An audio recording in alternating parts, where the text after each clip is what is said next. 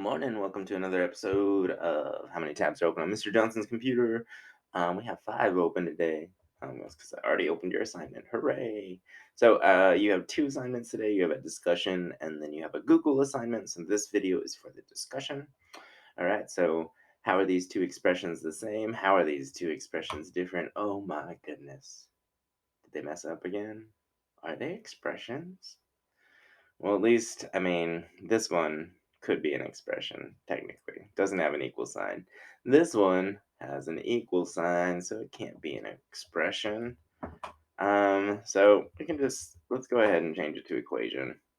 The picture, I guess the picture isn't really either. Um, Once we figure out what the picture represents, then we'll realize it's an equation because there's an answer. So these are definitely not expressions. So, all right, we're gonna save that. Move my head over here. Save that over there. All right, cool, good to go. Bloop bloop bloop. And as soon as that saves, all right. So now we can accurately do this assignment. How are these two equations the same? How are these two equations different? All right, so remember, use all four stems if you want credit. If you use one stem, no credit. Use two stems, no credit. Use three stems, probably no credit. So use all four stems. That way you can get full credit. Because really, like this is.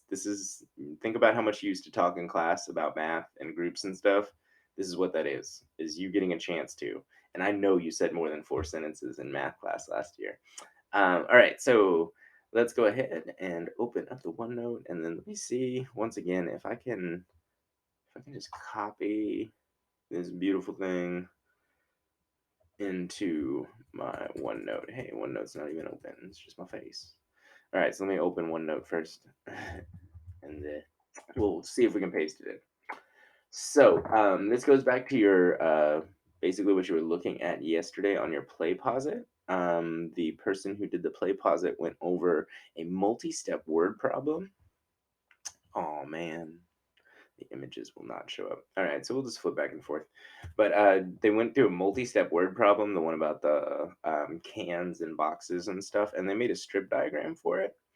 And then after they did that, they were able to solve the whole multi-step problem in one equation. All right, and that's what we're trying to get to. So instead of doing multi-step problems like, oh, first I have to do an addition problem, then I have to multiply. Instead, we can do it all in one problem. All right, so let's go ahead and write these out. Um, 3x equals 12 is what it says on this side, and it says x equals 4. So cool, they already solved it, right? So how they already solved it is if I'm going to replace parentheses next to the x. That way we can fill in the box. Just pretend that's, our box. So what number can you put in for x? Of course, they already told you, 4, right? So if you did 3 times 4, you'd get 12, which equals 12, and that's why x equals 4. So this is complete and correct. All right, so this equation is complete and correct already. If we plugged in 4 for x, that would just be 3 times 4.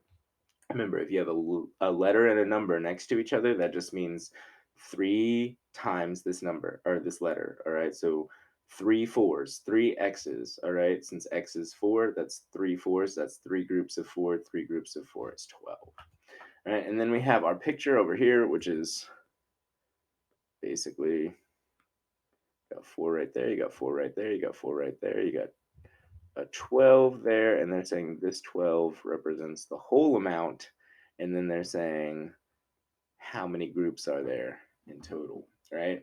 So what we're looking at here is we're looking at how many x's. Let's count our x's.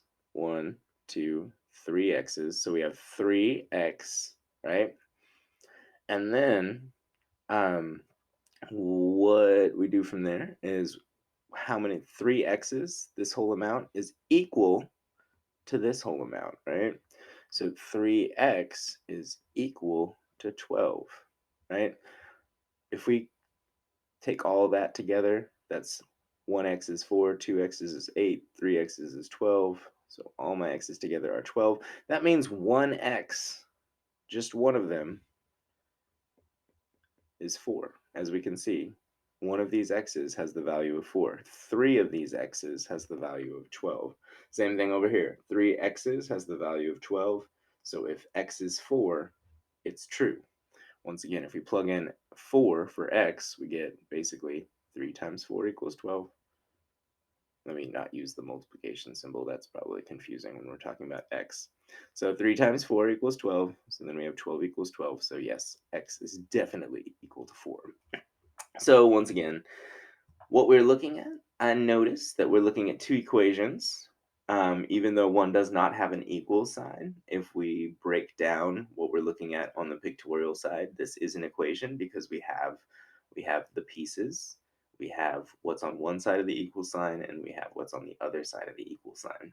So they are the same because they represent the same value. If you were going to draw this equation right here, it would look like this. All right, so this is basically this over here is a picture of this equation.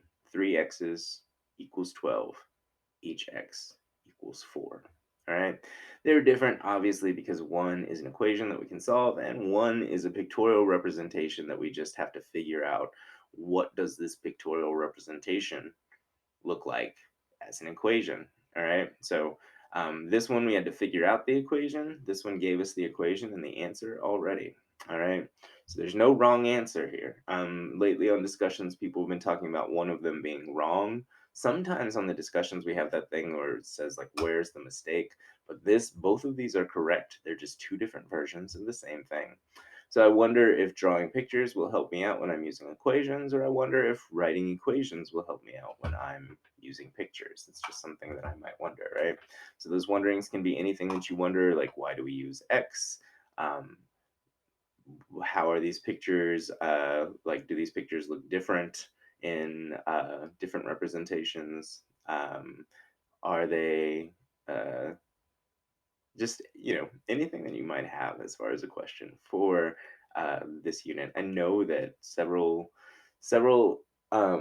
parts of this unit are new, so think about the parts that you're just like not 100% sure of and make that you're wondering. Even if you're like 97% sure, just put it as you're wondering and your teacher can answer and clarify for you. All right, so that's your first assignment for the day. After this, go ahead and click on the Google assignment and then get started on there. I've got a video for that too, so like and subscribe if you feel like it, and hope you have a good day. Talk to your teachers and everything, and I will see you later. Goodbye.